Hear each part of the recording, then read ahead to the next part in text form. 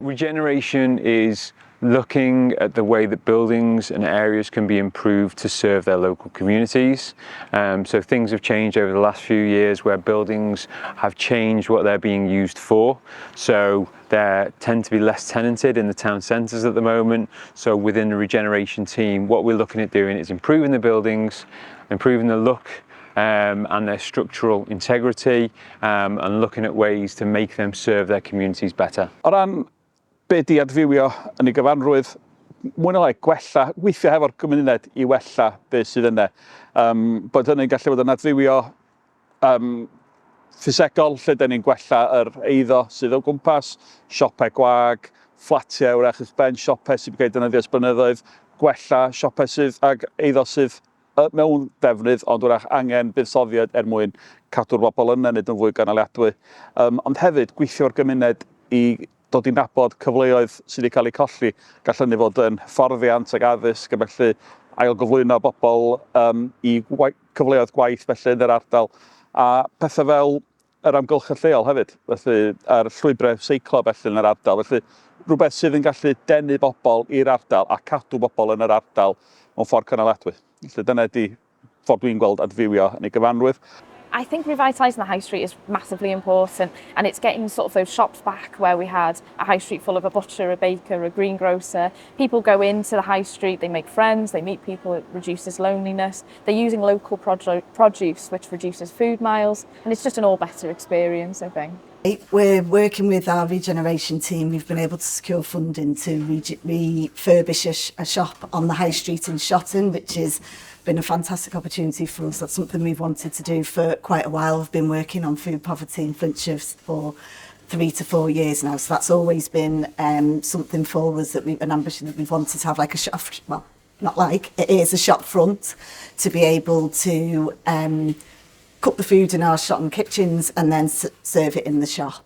So meals made from scratch, healthy, nutritious meals to then be able to sell in the shop and support the local residents that they can pop in. So but it's also regenerating a shop that has been derelict for a while. So it's bringing the high street better for the residents, and obviously there's more choice for them rather than nipping into, I don't know, we won't give any names of any other shops, but maybe not as healthier option, but yeah, so we're working with them. And then upstairs we've had the opportunity, so working with our homeless section there, we're refurbishing that to be a 1-bedroom flat, so which are in short supply in Flintshire, 1-bedroom properties. So that would be great to have that opportunity to be able for someone to have that as their home. And then there's also an opportunity maybe they can work as to be able to be employed if that's something that they required, and to work in the shop. There's an opportunity. So yeah, that model is something we've been wanting to do for a while, so we're really looking forward to, hopefully certainly by the end of this year, the shop will be open and there'll be an opportunity. 31 Chester Road is an interesting case. That building itself was a disused building, so you know it was looking at with colleagues from within Flintshire County Council and Can Cook as well with Robbie, how that building could be used better. And what we did is it was mainly the other teams within Flintshire County Council, but they came to us with what their proposal was to how they were going to use the building, along with obviously Robbie's involvement as well, because he was going to be the user of it.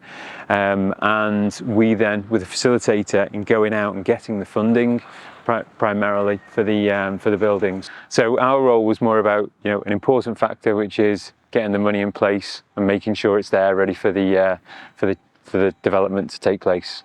Felly, dyn ni hefyd yn gweithio perchnogion adeilad arall yn y sir, lle nath y tenantiaid dwytha ddim ail-agor ar ôl Covid.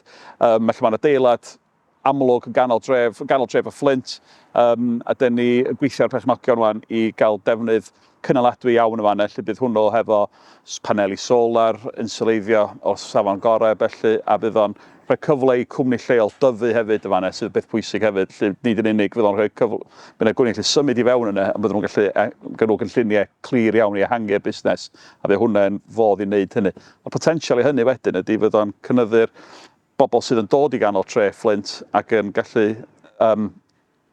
gwario mewn siop eraill yn yr ardal hefyd. Felly, nid jyst helpu un busnes I wneud rhywbeth yn y sir. Mae'r potensial, mae'r spin-offs o hynny yn fawr. Felly, dyna'r math o prosiectau ni'n gweithio ar hyn o bryd ar gwahanol lefelau.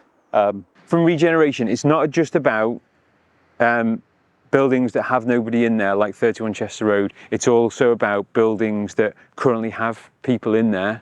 You know, and it's just regenerating that building to make it more fit for purpose. That's what I would say. So it's not just a building that's not being used. We also want to, you know, speak to people that own buildings that currently have tenants in that want to improve it, and then, you know, we'll want to get involved in projects like that.